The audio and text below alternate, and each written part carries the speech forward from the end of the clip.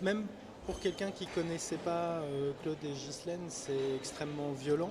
On a eu des dizaines et des dizaines et des dizaines de témoignages de solidarité, de compassion, d'auditeurs, d'amis, de gens qui nous connaissent, qui sont tous très très choqués et qui nous le disent, et ça se sent que c'est sincère par ce qui s'est passé.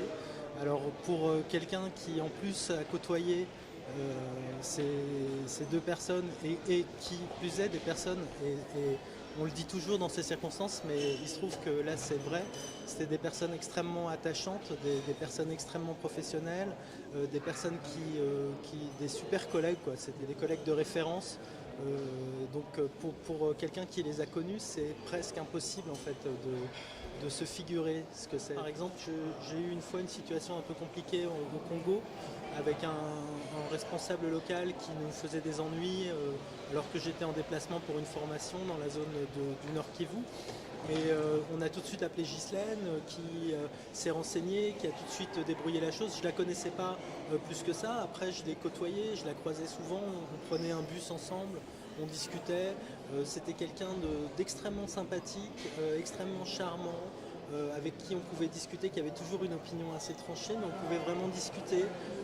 Voilà, qui était aussi dans une vraie relation avec les gens quand elle discutait. C'était pas formel, c'était voilà, elle échangeait, elle jaugeait, elle donnait son opinion, elle écoutait celle des autres. C'était vraiment une personnalité intéressante et extrêmement aimable, voilà, et qui s'était évidemment parce que c'était un très très fort caractère, attiré toutes sortes d'inimitiés parmi les potentats ou les gens qui abusent des libertés en général en Afrique, qui ne l'aimaient pas du tout.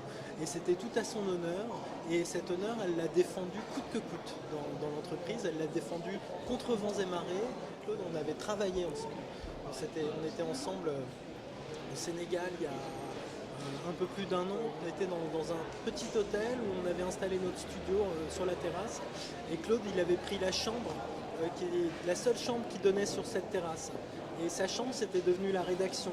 Et dans ce genre de circonstances, la rédaction, c'est pas 24 heures sur 24, mais c'est 20 heures sur 24.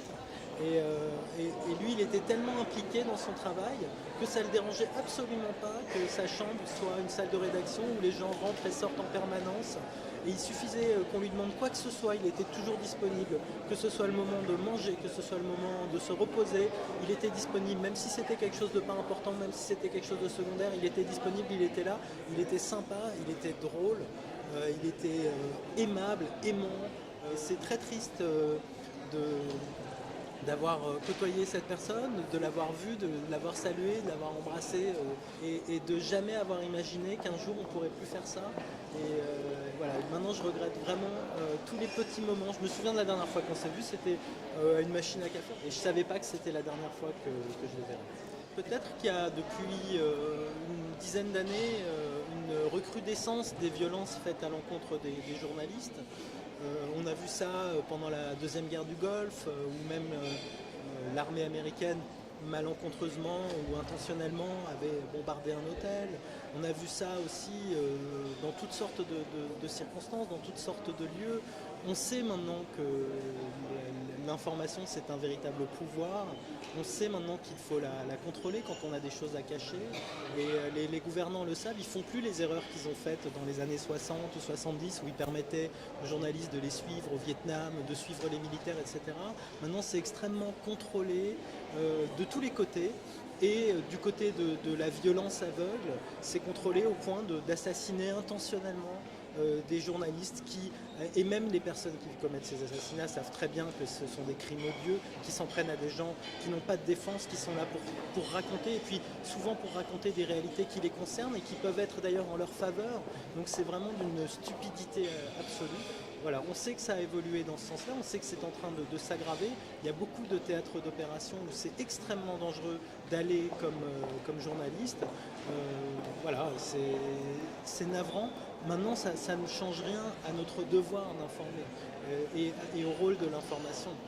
Ça change juste en termes de préparation, de précaution, d'anticipation. Ça empêche évidemment des gens de partir, c'est sûr, hein, c'est certain, mais ça ne change rien à la nécessité